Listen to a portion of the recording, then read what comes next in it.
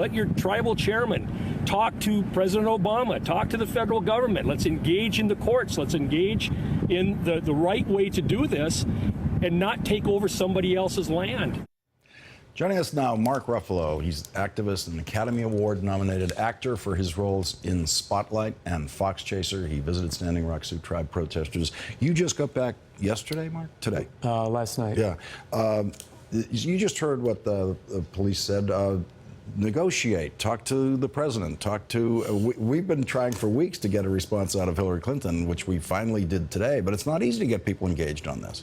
No, it's not. And, you know, it's been tough to get folks down there, the media down there to see what's happening. It's been going on since April. But, you know, in response to what he's saying is the Department of Interior, the DOJ, and the Army Corps of Engineers told the construction company to stop working. They've asked them to voluntarily stop so that we can negotiate it. What happens? They're clearing the land so they can just keep pushing through till they get to the water. What is the tension level like out there? When I was out there, they didn't have these militarized troops out there as it is, you know, these military-style vehicles. You know, so the Governor Dalrymple, basically created a state of emergency. Most of the people there are young people. The people who started this are young people. You had one of you had Gracie on last night.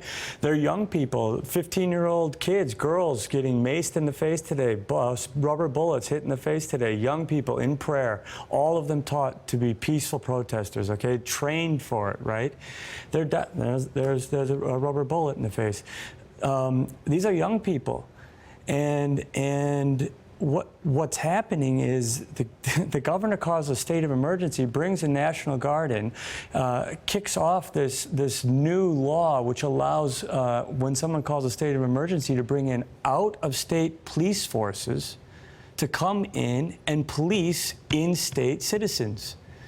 And when you create a state of emergency like that, everyone's on edge. They think it's an emergency. The police think it's an emergency. The National Guard thinks it's an emergency. So what do you do in an emergency? You bring in tanks with 50 caliber machine guns on them. You have cops standing around with AR-15s at roadblocks, you know? And it's this escalation of aggressive and really antagonistic violence towards these peaceful protesters. These people are protecting Chairman of the tribe, Dave water. Archambault, who was here last night, flew back early today because of this situation and the tensions that developed today in the new round of arrests. These are his people. The children, they asked the young people to leave today. They said, no, we're going to fight for our lives. We're fighting for our water. This is a second genocide for us. We've already been through this, and we waited for the federal government to be there for us. And now they're letting us down again. And so they're broken. I was talking to I met all these young people. Mm-hmm. I looked in their eyes. I knew what their intent was. They're not there to hurt anybody. They're there to protect their land. And some of them went out to Hillary Clinton's campaign office today. I think we might have some video of that, trying to get a response from the Clinton campaign about it. They had trouble delivering their letter to the Clinton campaign. There they are in the campaign office. But eventually the letter got through. The Clinton campaign released a statement tonight saying we received the letter today from representatives of the tribes. There is no real position revealed here. It ends with the Clinton campaign statement saying it's important that on the ground in North Dakota, everyone respects demonstrators' rights to protest peacefully and workers' rights to do their jobs safely. So that doesn't clarify much about where possible President Clinton would stand. No. And, you know, right now, if you went to the 1851 treaty, the land treaty, this land belongs to the natives.